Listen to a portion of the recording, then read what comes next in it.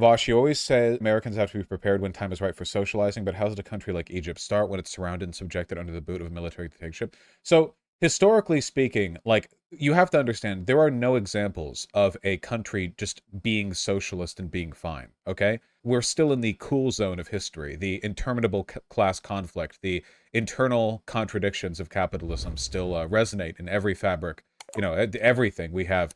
We don't really have like a tried and true example of the dialectic resolving itself.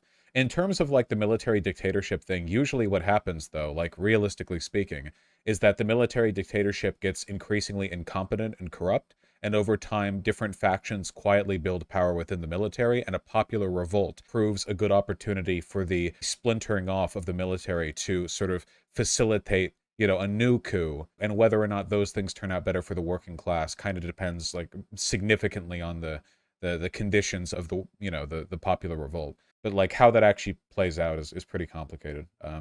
Egypt isn't really a democracy, so there isn't much you can do in the way of, like, electoral in-system participation. Most of it would be about, like, class consciousness spreading amidst the proletariat. That's why there was never such a thing as a peasant revolution. It's always people in power who are dissatisfied. I don't think that necessarily means that it's not a peasant revolution, right? Like, Mao's revolution in China was absolutely like a peasant revolution, like even if sort of Mao and the Vanguard Party were the orchestrators and the people who seized power afterwards. Millions and millions of peasants had to be on board with what happened. I guess you could say there's never been an example of a truly peasant-led revolution, like from start to finish, because invariably, the like a sort of managerial class, whether it's bourgeois or military or sort of like mercantile in nature, will take over. But there are better and worse examples. Stuff gets complicated, like the American Revolution, for example, was absolutely a revolution which could not have happened without the participation of and enthusiasm for a great many peasants and colonists here in the States. But obviously the whole thing was sort of orchestrated by and led and eventually commandeered by the aristocrats, the bourgeois of the colonies. Washington was nearly a billionaire if you adjust for inflation. He was enormously wealthy, hundreds and hundreds of slaves. The American Revolution was absolutely a bourgeois revolution, but it was a bourgeois revolution characterized by, the participation and consent of many of the workers of the American colonies. Not all of them, not even close. And obviously there were slaves, but there are certainly worse examples of bourgeois revolutions. They weren't really that wealthy. Washington was very, very wealthy. George Washington, yeah. Here, list of presidents by peak net worth. And you can see at the start of the list right there, George Washington net worth $707 million in 2022 USD. Washington was very wealthy. He was the wealthiest president until Trump, yeah. Yeah, he was, I said nearly a billionaire. That's what I meant. I meant nearly a billionaire. And a lot of it was human beings. Yeah, oh, he was a slaver, yeah. He was, a wealthy off-plantation labor, yeah. How much of that is from his popularity post-revolution? I'm sure he'd be a great person to sign on with. He was very, very, very, very wealthy before the revolution as well. He was he had military experience with the British, and he was a very wealthy planter even before things got started, The critical difference, and this is the one thing that I will give credit to the founding fathers for, this is like the one thing I'll hand it to them for, it's that like nowadays rich people see like because we live in like the modern era and the contradictions of capitalism have sort of heightened to the point that they are now. Back in those days, being wealthy and being educated tended to be like pretty closely related. Whereas nowadays, Elon Musk is a fucking retard, Like, George Washington was a slave owner, and naturally then a horrible person. But he was also, something of a philosopher, or at the very least, an appreciator of a philosophy, as were many of the founding fathers, very intelligent people, because it was kind of culturally expected that if you were to be part of this sort of mercantile aristocracy, you would be well educated, you would be genteel, you would be like, you would aspire towards the mannerisms of the idealized European nobleman.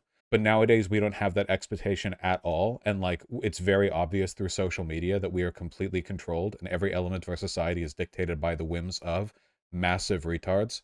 So in that respect alone, you know, it is a class distinction which has changed over the past several hundred years. Yes, Thomas Paine was the most based of the founding fathers, and also a smart guy. What is meant by contradictions of capitalism? What I mean in a dialectical sense is the internal contradictions between different elements of the logic behind capitalism. In this case, the one I'm referring to is the idea of a meritocracy. You know, capitalism is meant to be meritocratic, and that the greatest degree of participation, intelligence, motivation, stuff like that is what lends you, you know, the greatest material reward. But in the world today, there is basically no relationship between wealth and intelligence. There are ultra wealthy, ultra powerful people who are incredibly fucking stupid. Whereas it seemed that, you know, whether this was determinative or this was more kind of like a cultural expectation, it was the case that, you know, the landed pigeon with the goddamn curtain. Yeah, pigeon, do you have an opinion on the founding fathers? Yeah? Do you have an opinion?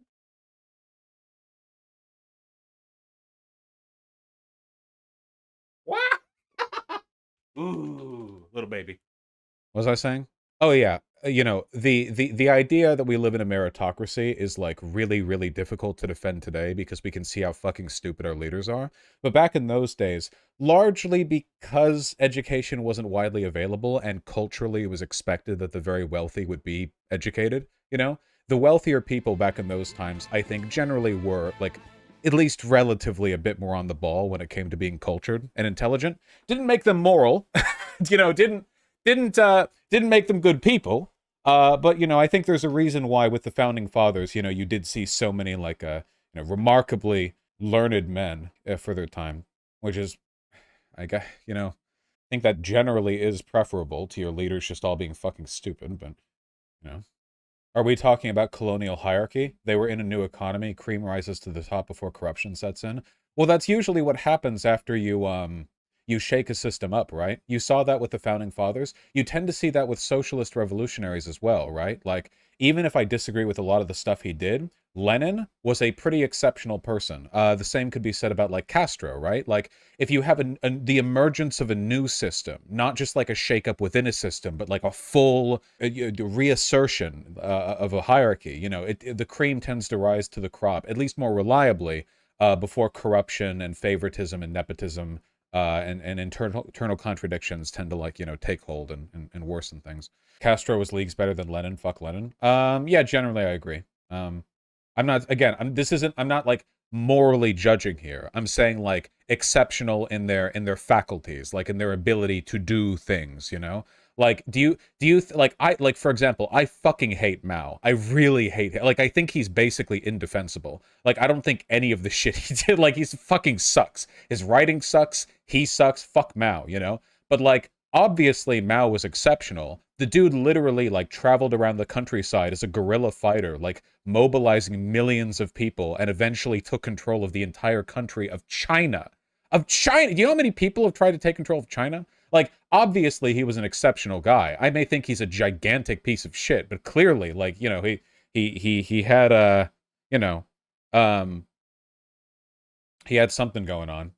I think this is another thing that tends to distinguish fascist and socialist revolutionaries, is that socialist revolutionaries tend to like bring about a new system entirely, whereas fascist revolutionaries tend to just sort of be the worst elements of the pre-existing system. You know what I mean? Like socialists come from without and stir things up and you know, sort of flip the system. But like if you take a look at how fascists emerge, they tend to be like representatives of the far right party prior in a democracy, and then they just sort of consume everything within, not really flipping the system so much as exacerbating its worst elements and using them to, you know, achieve and maintain power. And for that reason, fascists often to be really fucking incompetent, like Adolf Hitler, who was, in addition to being, you know, a sort of a lunatic, drug-addled buffoon, also sort of made habitually bad decisions when he wasn't being cautioned by his staff. And you know, it's sort of probably expedited the defeat of Nazi Germany, you know, through his paranoia. Likewise with Stalin. Stalin, who I absolutely consider a fascist, he didn't flip the system. Stalin was just the worst right-wing element of the pre-existing system established by Lenin, right? When Stalin took hold of the Soviet Union, he didn't like fundamentally reorganize everything. He just worked in line with the military and the NKVD to exacerbate its worst tendencies. And he was also a massive piece of shit and a very paranoid. So yeah, I don't know. Yeah, there we go. This is the pinnacle of Vaushite thought that we've sort of developed here. You know, we're very, we're working it down. So then are you opposed to uneducated people being presidents even if they have good political positions? Huh? I am opposed to uneducated people being presidents, yes. No matter how good your positions, being a president and doing a good job as a president requires a ridiculous degree of knowledge that you need to have. Yeah. It is always preferable that people like, yeah, in that fashion, people need to be people need to be kind of on the ball, you know. I don't mean like a formal Oxford education or whatever. You know, I'm not saying it has to be some hoity-toity you know, like you know, nouveau aristocracy bullshit or whatever. But yeah, I do think you need to be quite educated.